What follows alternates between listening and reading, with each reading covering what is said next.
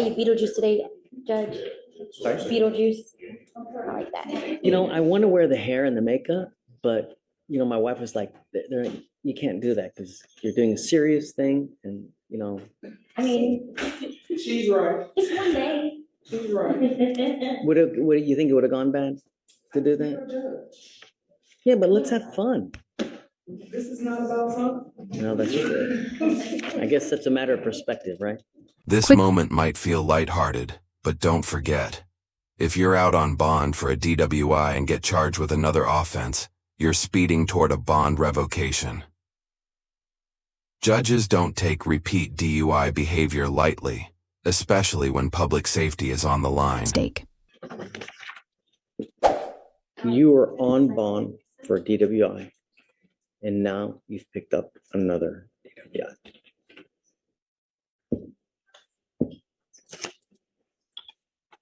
We're going to do probable cause. You have the right to remain silent. Anything you say can or will be used against you. You have the right to have an attorney present. If you cannot afford one, one will be appointed to you, man. Yes, Judge. On October 23rd, 2024, the officer was dispatched to a major one-car vehicle accident in Harris County, Texas. The officer made contact with a witness who observed the motor vehicle had left the scene, but was still blocking a moving lane of traffic and had struck a school zone signpost. The officer also observed the defendant's motor vehicle had crashed in the direction moving against the flow of traffic, and the witness identified the defendant as the driver. EMS saw the defendant in the driver's seat of the crashed vehicle with her feet sticking out and the engine still running. Upon contact with the defendant, the officer observed bloodshot eyes, slurred speech, and unsteady balance on the defendant's person, along with a strong odor of an alcoholic beverage, and general disorientation and slow responses. When asked about the accident, the defendant stated she may have fallen asleep but did not remember the crash occurring. The defendant admitted to drinking and consuming Adderall, and she said that she was the sole occupant and operator of the motor vehicle. The officers recovered 2 open alcoholic beverage containers from the passenger side floorboard. Drinking while driving? Yes, Your Honor. And 4 unopened containers. Standard field sobriety tests were performed, HGN 4 out of 6, walk and turn 8 out of 8, and 1 leg stand 3 out of 4. A blood warrant was drafted and executed. And then, Judge, on the first DWI, the lab results came back as 0.28. That's nearly 4 times the legal limit in Texas. At that level, you're not just tipsy, you're severely impaired. This isn't just a rough night out. It's a serious threat to everyone on the road. 86. 0.026. 0.206, because there's a big difference. Is it 0.26? Yes, 0.286. Yes, Judge. Yes. Yes, Your Honor. That is a very high blood test. Can you run an NCIC? I'd like to know what other kind of criminal history she has, number one. Number two, did we have her sign a no driving affidavit on the first one? Because if she did, I'm going to have a contempt hearing.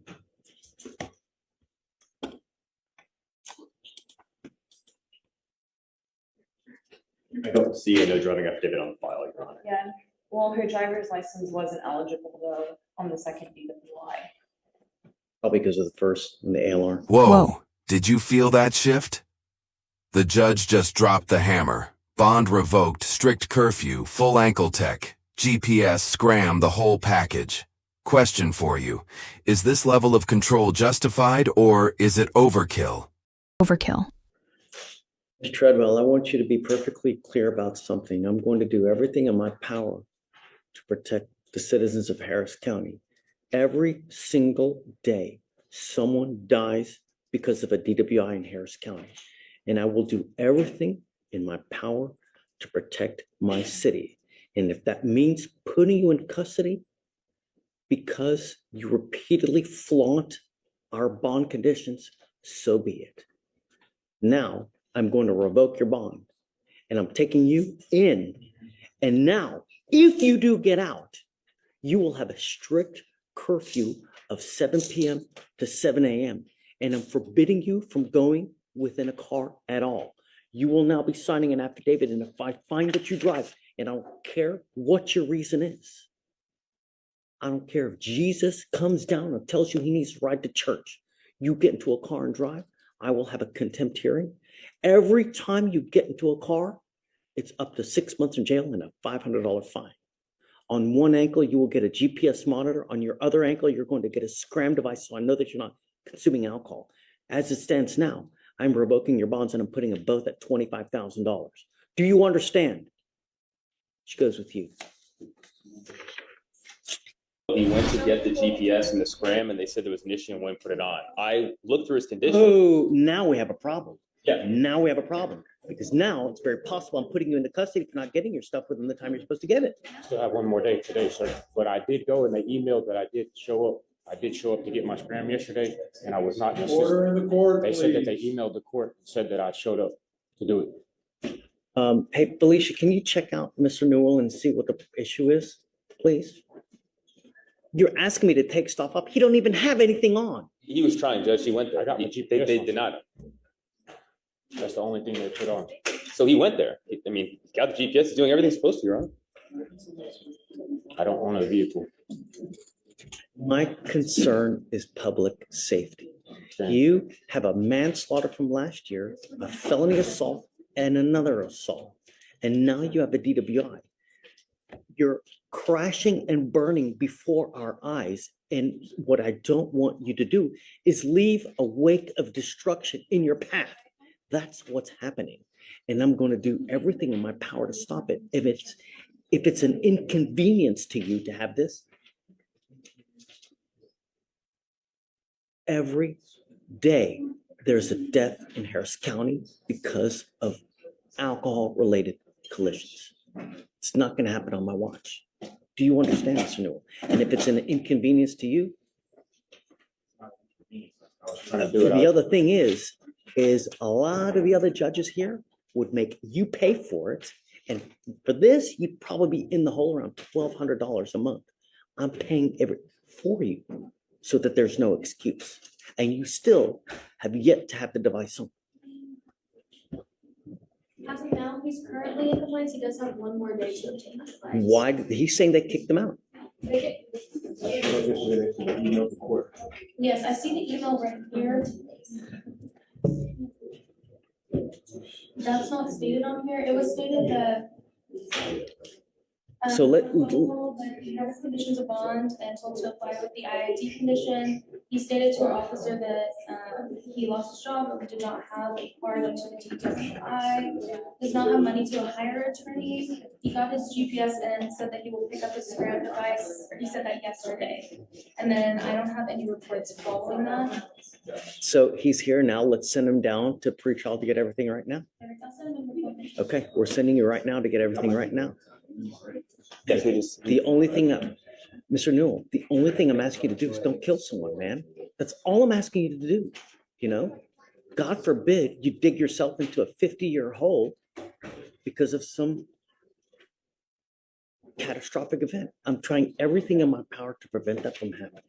Do you understand? So that's all I want. In time, if you show me that we can trust you, and it's not just, okay, I'm all better. I'm going to be little bunnies jumping in the woods. No, I need proactivity to show me that you appreciate everything, then we can talk. But at this time, with the kind of criminal history you have and the fact that we have a death in 23, no, I don't think that this is unreasonable. You understand? All right, just go ahead, take a seat. We're going to send you down now to get your stuff. You got to have it on by at the latest tomorrow. If not, it's not going to go well. Do you understand? And just to be clear, you're allowing the changing from the interlock to the portable since he doesn't have a vehicle. No, He no. doesn't have a vehicle to put it in, Your Honor. So whose vehicle was this that he was driving? That's. Are you Dad? Come on up, Dad.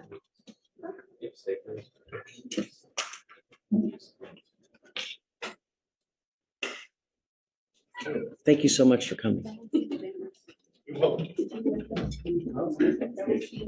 We have quite a bit of issues with Mr. Newell. And it seems that most of them are related to drug and alcohol issues. And I want to prevent anything further from happening that endangers the public. And my fear is that, does he live with you now? Yes. If there's a car at the house, he has access to it. And the problem is that when the cat's away, the mice will play. So if he has access to it, I'm scared that he's going to use it in a way that And so that's why I ordered him to put the interlock for any vehicle that's at the house that he's staying. I'm paying for it, so it's not going to be anything coming out of your pockets. But my fear is that he just takes the car and something happens that's catastrophic. And I'm trying to prevent that from happening. So that's why I've ordered it. Like I said, nothing's coming out of your pocket. You guys don't have to pay for anything. I just want to make sure that if he gets into a car, we know about it. And that's the only way that I know. Okay? Interlocks. And my concern, Your Honor, he doesn't have any bond conditions and the car won't start if it's not blowing into. So you're saying he's gonna have to start blowing into it as well and he's not allowed to, so he can't drink any alcohol as well, so the father has bond conditions? He's legally allowed to have a beer and go driving if he's under the limit and he has a normal use of the mental and physical faculties. Get it? But now he's gonna have restrictions on him and he doesn't have. I want to make sure that Mr. Newell's not driving, you know? I mean, have you seen the record? We have a death last year. 2 assaults, and now we have a DWI second.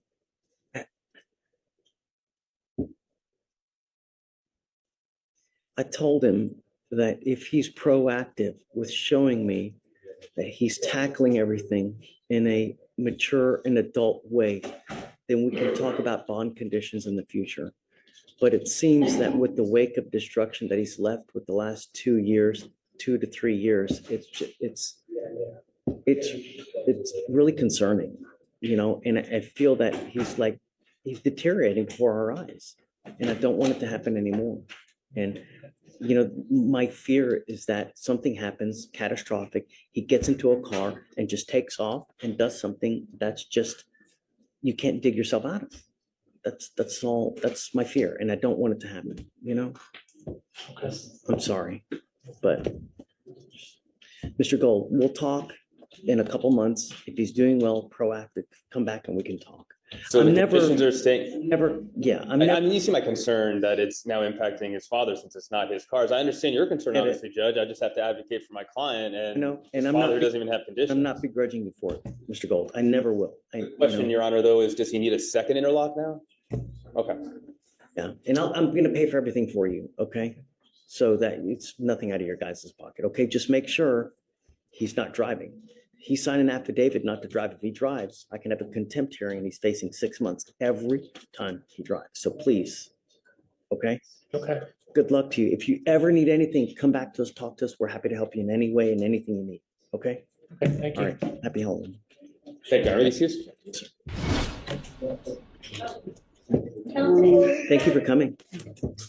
Thank you for coming. I wish it were under better circumstances. And I'm sorry that you guys are having to come here and deal with this, but better now than 6 feet under in a pine box, right? We've had a lot of issues with him. And I think that, I don't know, I mean, I guess you realize in the spiel that. Let's take a moment to reflect. 3 DWI cases across different counties. And still, no serious jail time. This is where the system gets controversial. How many chances should someone get before they're seen as a threat to public safety? What I give to everybody is that you watch the news, which I hope you do. Every day, someone dies in Harris County from a DWI. Every single day. We in Harris County lead the nation. We Hold all conversations. lead the nation in DWI fatalities because it happens so much. Is it because we have 4 million people here? I don't know. Is it because Harris County is 3 hours from one side to the other? I don't know. But that's what it is. And it's disgusting.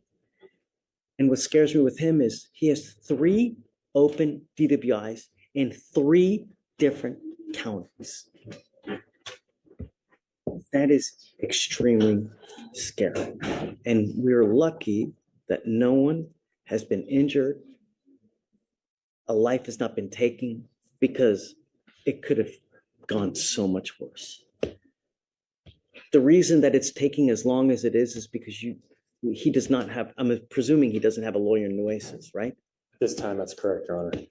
If you guys are able to get a lawyer for him down there, hopefully that can speed up the process to get everything working. Because here in Harris County, we have so many cases, we have so many people in custody that we move it like crazy. We're very, very fast. We're a fast-moving criminal justice system here. Fort Bend is building their way up to being as big as we are. So they're a little bit slower, but in the other counties, in like Brazos and Nueces, Corsicana, and they do things a lot slower. So if you pick up a case, you may not go to court for 6 to 8 months, and then you start dealing with it. It looks like that's what's happening over there. Did let the family know that even though they don't have a court date yet in Nueces, getting a lawyer down there, they can talk to the DA and they can start working on the case and talking to myself and the Fort Bend lawyer, trying to get a global deal done prior to any court date even being scheduled. Because I mean, the case is open and pending. I mean, it's there. So that's where we are for now. But I think the bond in Harris County is the only thing keeping him from going home to his family. And so we're trying to figure out a way to see if the court would allow him to post maybe a lower amount for bond. It scares me to let him out. It scares me to let him out. He's repeatedly shown us that he refuses to comply with bond conditions. If I let him out, what's going to happen? Is he going to pick up a fourth? Well, I know you're going to say no, but history tells us otherwise. Stan, but I see where you're going with that. But my son is a 21-year-old kid. He's still a kid to me. And he messed up 3 times. Yes, he did. But he's ready to come out and do right with society and do the way he's supposed to. He's going to come out. He's going to live with me. He was out there living in Corpus because he turned into a welder. And I never agreed with him. I told him, I said, I don't like that for you. I'm a roofing contractor. He's going to be living under my home. And he's going to be staying with me. And I will be giving him a ride to wherever I need to take him to get his stuff straight. That's what I have, and that's what I want from him, and I know that's what he wants too. He's not a bad kid like that. He's not like what we're writing him off to be. And I see your position, and because you're telling me about all these fatalities and stuff, but that's not my son. Twice he was caught. He was parked. 150 times I tell you at AA that you're gonna have probably going to kill somebody. Of those 150 chances, he's got 2. He decided to stop and pull over and he didn't crash with anybody. Yes, he got caught 3 times, but he's ready to not ever drink again. How many times has he not been caught? He's young. He hadn't been drinking. He hadn't been drinking until 21 because he left and he was living on his own. He was living in my house. He didn't want to be here at my house anymore because he went out there to work. But him being a young kid, lost his girlfriend. That we had a cousin of his committed suicide, so he had a lot of stuff going on in his head. But now this is real to him, and he's learned his lesson. He's ready to be out here, and he needs to come out here and start working. He's gonna work for me, and he's gonna make money to pay for all this mess that he got himself into. Right now, we're paying the price. He's in there. Why are you paying the price? Well, we're paying the price for him because he's my son, and I'll give whatever I have to get him out of there. Sorry, I really am. He is not like the. I mean, I don't want to. He's not like all these other people, man. I'm sorry, my kid's not like that. He's not a drug addict. He doesn't abuse anything else. He messed up with the alcohol, being too young and not knowing what to do. How do you know? How do you know? I just know it. Know my son. Okay. He was living with me for a long time. That's how I know him. And I understand and I respect it. Looking through the eyes of a father, I get this a lot. But when you have 3 DWIs in 3 different counties, judges have told you repeatedly what you can and what you can't do, and you repeatedly flaunt that and just don't. And you have shown us repeatedly you're going to do whatever you want to do, regardless of what a judge tells you. And I know that that's not what you want to hear, and I'm sorry, because I don't like to keep people in jail, but my only concern is public safety, And I know that you don't like to hear it, and it pains me to do it as a father myself as well. But I don't know how else to get him to realize that when you don't abide by court orders, this is what happens. And You, Judge, you read people, you see people, you've seen my son. See him, and I'm telling you, he's not gonna do this again. We want him out here Said so that two he can times start before. working, he can work for me and he start paying for his stuff. He He does said that nothing, two he does times no good before. to anyone in there. I mean, he does no good to anyone, for anyone in there. but it does though, protects the public.